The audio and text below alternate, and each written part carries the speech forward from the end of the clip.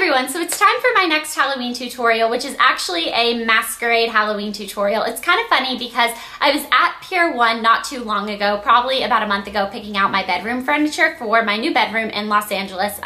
That's why my background is different. Say hello to my new background, except it's not going to be just like this because I'm painting the walls and stuff. Anyways, though, I was at Pier 1 and at checkout they had this mask, and I have no idea why Pier 1 was selling masks. It might be for like home decoration for Halloween or something, but I thought it was really, really pretty. So I decided that I wanted to base an entire Halloween makeup tutorial off of it, and it's kind of funny because after I put up my first Halloween makeup tutorial, which was my Snooki makeup tutorial, I was getting a lot of requests for other makeup tutorials, and one of the #1 ones was a Masquerade. And I was like, that is such a kind of ironic thing, but I wish I could have done a Masquerade where I would either have painted it with, you know, my eyeshadows or made it myself, but I saw this one and I thought it was too pretty to pass up. It is black and sparkly and it has some rhinestones right here, and I just thought it was really, really pretty. And then it has these feathers on the side, and it has, you might not be able to tell in the camera, it might not pick it up, but it has really, really pretty purple and blue sparkles in it as well, which is why I did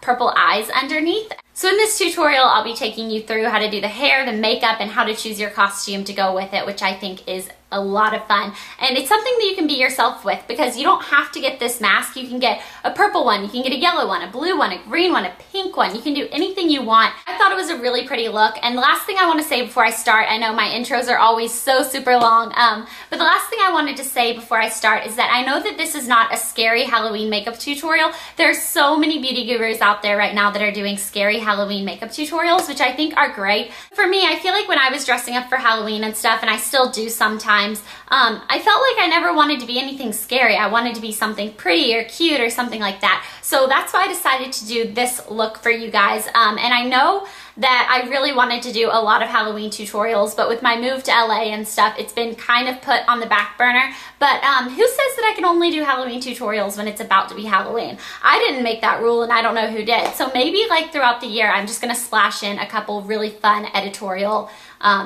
makeup tutorials. I think that would be fun. But I know that I have at least one other one that I want to put up before Halloween comes around.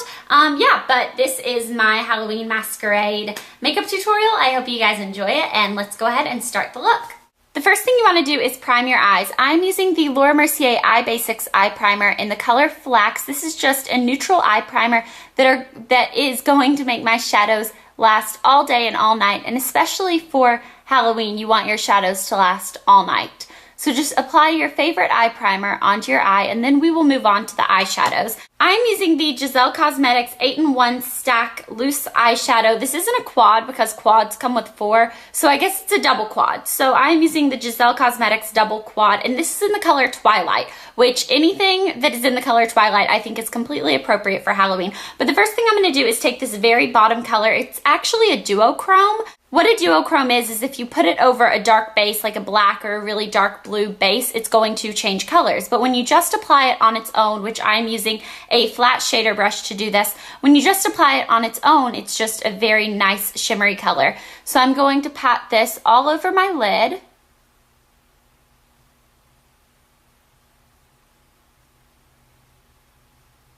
And also under my brow as the highlight color. This is just going to completely, I guess, shimmerize all of the colors that you put on your eye. So you can pack it all over the eye, but focus it under the brow and on the lid. The last thing you want to do with this color is actually pat it right underneath your lower lash line. This is just going to brighten up your eyes and open your eyes. Now I'm taking the third eyeshadow down, which is this really, really pretty shimmery lilac lavender color, and I'm just going to pat this onto the same brush and then apply this to my lid.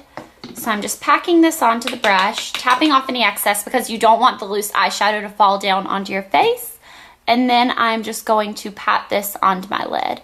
Now with loose eyeshadows, if you kind of rub like this, it is going to give you more fallout, so that's why I like to pack. You can use as much as you want. We just want the color to be very vibrant. And then using this same brush, I'm going to take this underneath as well. Now I'm taking the second shadow down, which is this really deep purple with little blue shimmers. And what you want is actually something to mix a little bit of this with either mixing medium or water, just something to give it more of a paste consistency instead of a powder. I'm actually using the back of one of my false eyelash cases that it came in. You can use anything. My favorite thing to use for this is something that you can actually wipe off and use it over and over again, which is a CD case, one of the plastic ones that doesn't have any of the papers in it. You can actually use that and then you can just wipe it off and use it over and over again. But what I'm going to do is just pour a little bit of this powder onto here, and then I'm going to use some of my MAC's mixing medium.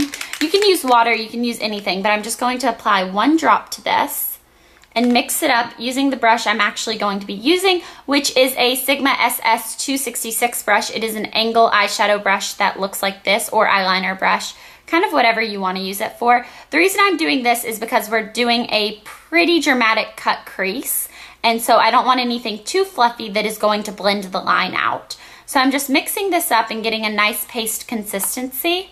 And then for my other eye, I actually held the mask up to kind of trace the shape of the eye of the mask. But for this eye, since I already have this eye done, I can just kind of follow the shape of my other eye. Most of the time when you're doing your own makeup, you're gonna do, you know, shadow, shadow, crease, crease. So it should be a little bit easier, but I'm just going to follow the shape of this one. As you can tell, I went a little above my natural crease and further out than I would normally go. So I'm just going to follow the same shape as much as I can.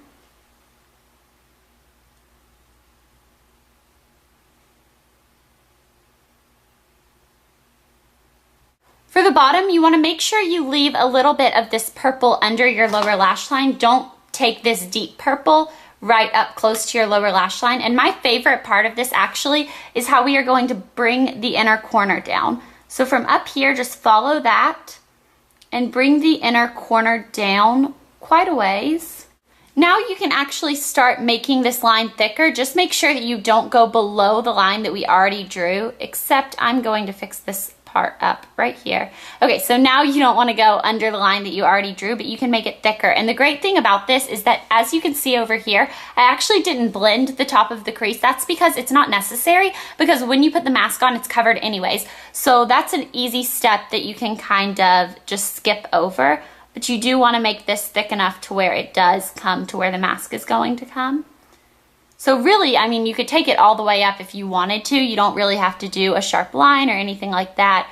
It's just whatever's easiest for you, and what's easiest for me is just taking the line up just a little bit. So that's what I'm doing.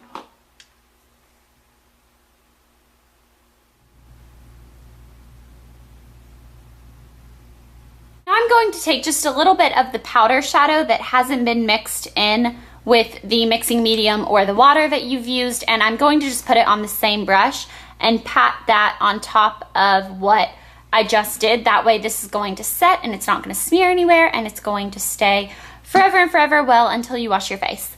Yeah, so just pat this on. Also, I feel like it gets a little bit shimmerier when you pat on the dry powder onto it.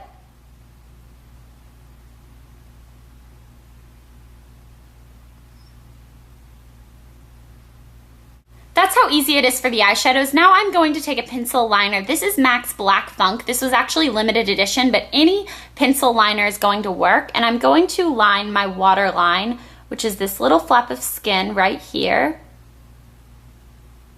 Then I'm going to take a liquid liner. Now, you guys know that most of the time I don't like liquid liners. I like gel liners or pencil liners, but for this look, since I'm going to bring it down into the inner corner, it's a little bit easier if you use liquid. So this is the Palladino Eye Ink Felt Tip Liquid Liner. I got this at Ulta, and it's just a liquid liner that comes like this. MAC has one that's a lot more expensive. You can kind of tell on this eye how I just have a pretty thick line, and this is actually easy because you can kind of just lay the pen down on your eye and slide it across. I can't talk while I do this, but I'm going to try my hardest to stay in the frame so that you guys can see me do it.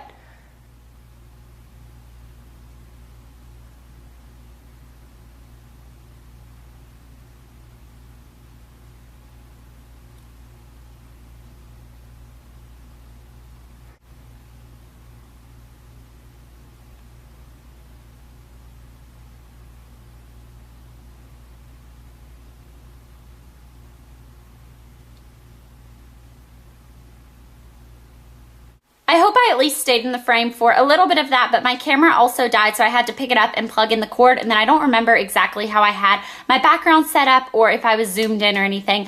So I hope that I look kind of the same, but I am now going to apply these false lashes. They're really pretty. They have glitters on them. They also came with lower lashes, but I felt like when I put the mask on, I wanted glitter on it just to kind of tie it in a little bit. I could have just done regular false lashes, but I wanted the glitter on them. The only thing is that when I did the lower lashes, it was actually kind of hard to fit the mask on my eye and get it like under the lashes and over the lashes. So that's why I decided just to do the upper lashes. But I actually have a tutorial on how to apply false lashes, which I will link right here.